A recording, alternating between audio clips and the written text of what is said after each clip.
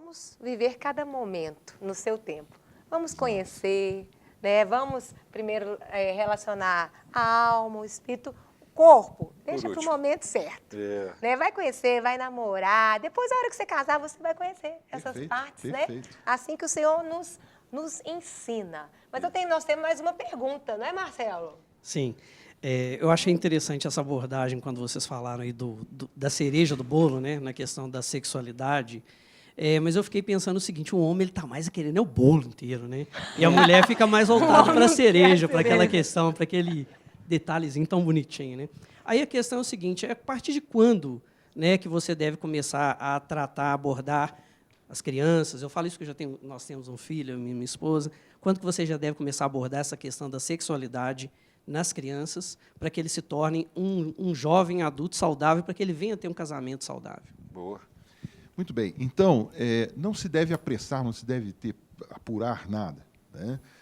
À medida que a criança vai se manifestando, né, isso é natural, ela vai se descobrindo, ela vai se percebendo, ela vai percebendo o outro, e ela vai começando a tratar de diversos temas, né, e cada vez adquirindo uma complexidade maior de raciocínio e tudo mais, e ela vai colocar as questões. Esteja preparado para, quando a criança colocar a questão, tratar isso com muita naturalidade, primeira coisa, né? Não é aquele susto, não é aquele espanto.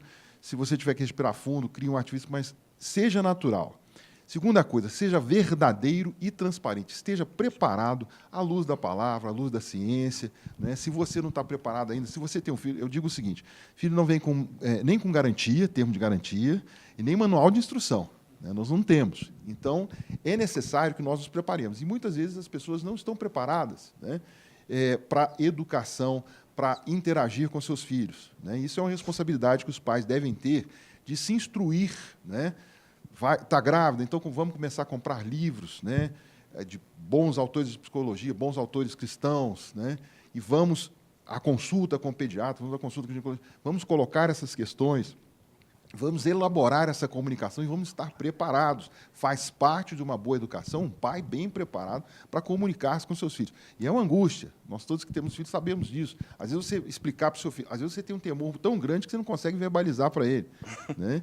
E é preciso você saber dizer assim: filho, na verdade, eu estou com medo, né? Então, na verdade, filho, é assim e tal. Muita transparência, mas tem que ter o conhecimento. Nós não podemos viver de tradição, superstição e fofoca, que é isso. Muito... Falso conhecimento. No Brasil tem muito isso. Precisamos viver de conhecimento, principalmente o povo cristão, muito mais ainda precisa viver de conhecimento. E aí, estar apto, aquele momento em que a criança começa a se manifestar, você começa a instruir, né? Também, a outra questão é você observar a criança, né? A atitude da criança, como é que ela se relaciona com os coleguinhas, como é que ela se relaciona com o próprio corpo, né? Tem fases em que a criança vai manifestar, né, traços de sexualidade, algumas muito objetivamente, outras não, né? Observar a criança com seus brinquedos, observar a criança com como é que ela lida inconscientemente com a identidade de gênero, né? Toda essa questão, e estar preparado para orientar, corrigir, às vezes, silenciosamente o curso das coisas, mas também, quando for para você colocar as questões, coloque com transparência e peça sabedoria ao Senhor, em primeiro lugar. Olha, eu fico feliz e fico triste, porque o tempo dele já acabou, gente. Toda vez, você já viu? E a plateia é diferente, toda vez. E todo mundo faz. Mas é porque, realmente, o tema é interessante, né, Léo? Esse tema realmente dá pano para manga. Mas no próximo programa o senhor vai estar aqui de volta, né? Obrigada, doutor Talvanes. Deus abençoe. Obrigado. E o livro? E eu queria também deixar registrado que hoje o senhor vem acompanhado, né? Tá todo mundo aí, a família, a esposa, a filha. O genro, o né? filho. Vamos dar uma salva de palmas para a nossa saída do nosso querido. E vamos voltar falando sobre submissão, né, Léo? Isso, um tema assim, né? Extremamente fácil para os homens. Dificilmente para as mulheres. E eu fiquei pensando até assim, qual que deve ser a postura do homem que tem uma mulher que não é submissa? Às vezes você tem um ringue dentro de casa e você já fez, às vezes, de tudo um pouco, né? O outro programa que tem aqui na Rede Super, mas aqui é acesso livre. Isso. Né? Mas então você tem livre acesso. Qual que é a postura que deve ter um homem diante da esposa submissa, pastor? Deixa eu só ajudar o David, né? Depois você complementa, né? Se você tem em casa uma mulher que não é submissa, é imposição de mão fechada com arrebatamento súbito. Receba! Vai, David. Eu acho que estamos sendo massacrados por esses extremos, né? Eu achei interessante a gente pensar também assim, por que essa mulher também não está sendo submissa? O que não é submissão? Com toda essa responsabilização da mulher, ela tem umas que entendem que submissão é ser uma doméstica de luxo. E a mulher não vai aceitar isso, né? E ela tem multiformes coisas para fazer em casa e ainda, sobretudo, ser esposa e ser submissa também.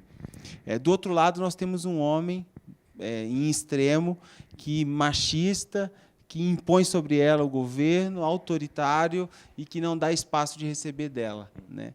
Eu acho que a gente consegue, com o Senhor, com a inspiração dele, trazer o governo e trazer um equilíbrio, para que, mesmo se essa mulher não aceita ser submissa, ela veja um governo e, assim, entenda que esse é o melhor caminho. No fundo, né? Acredito que todas, eu estava falando antes ali, todas as mulheres, no fundo, desejam ser cuidadas, desejam ter um colo, desejam ser protegidas, né? Amadas. Então, não há muita dificuldade em provar para elas que esse é o melhor caminho. Eu fico pensando que cada um exercendo o seu papel, nós não vamos ter problema, porque cada um na sua função específica, nós estaremos completos. E a Bíblia fala, né? Mulheres sejam submissas aos seus esposos, e os maridos, eles sejam como Cristo que se deu. Isso. Então é muito fácil você ser submissa ao marido que se dá como Cristo. Ué. Não é? A gente não tem dificuldade nenhuma com isso. Por quê? Porque o que Cristo fez? A gente até Ele morre. deu o tudo dele por nós. Então, assim, fica nessa palavra, assim, para motivar os dois lados. Tô vendo essa motivação. É muito gostoso você se submeter a uma pessoa que cuida de você. Fala, Jordane. Mas isso é interessante, é bem legal, assim, porque nessa minha caminhada, né, nessa busca por me tornar submissa, né, obediente em Cristo, às vezes chega até engraçado. Eu chego em casa, aí ele vai fazer os trabalhos dele no computador, normal. Aí eu falo, amor, eu posso entrar na internet? Porque nós temos tido muito problema com a internet hoje nos lares, né? E assim, eu pergunto para ele, amor, posso entrar na internet? Então, aí ele já fala assim, daqui a pouco. Aí eu já fico na minha. Mas é assim, bem pontual. E quando ele termina, você quer entrar agora? Eu entro, faço o que eu tiver que fazer. Aí ele fala, já está na hora de desligar. E eu aceito, assim, de uma boa. Porque assim, eu tenho trabalhado muito isso. Então, são detalhezinhos que talvez eu falasse, que isso? Vou pedir para ele para eu entrar na internet? E porque todo o seu histórico também, né, Jordane? Isso que é interessante, ver o que Deus tem feito, né? O que você contou do início para hoje. Porque às vezes alguém pode estar assistindo e falar assim, nossa, mas é porque ela contou toda a história dela. E isso é muito interessante, porque a submissão não é nas grandes coisas, é em tudo, né? São detalhes. É o compartilhar o tempo todo. Gente, nosso programa está quase acabando. Eu quero que vocês deixem assim, as considerações finais. Um recadinho para a Claudinha e a Jordana vão deixar para as mulheres e o pastor David para os homens. Pode ser? Começa com você, Claudinha.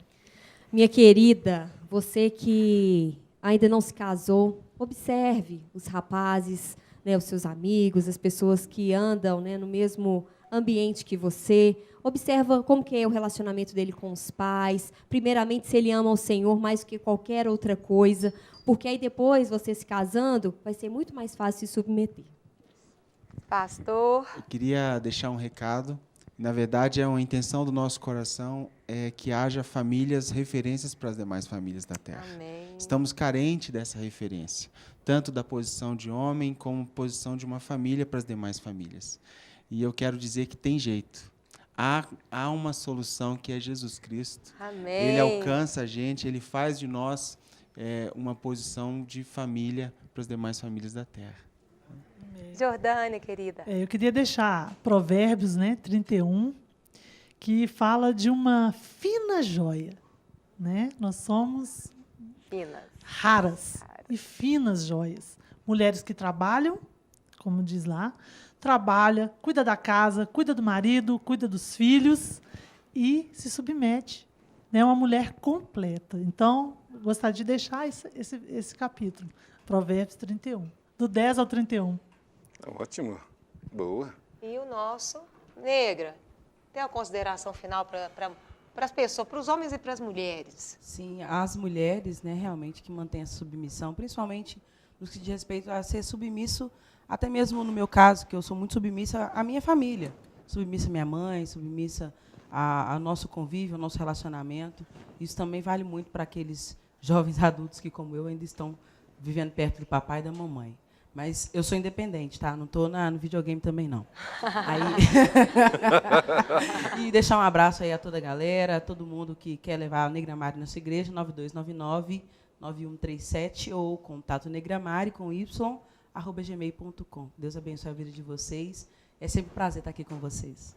E um momento tão esperado também, que nós terminamos, né, Léo? Com aquela palavra que vem do coração de Deus para o coração das pessoas. Certamente. Quando Deus diz que para o homem ser o cabeça e a mulher ser submissa, Deus não está trazendo um sentido de escravidão, de dominação.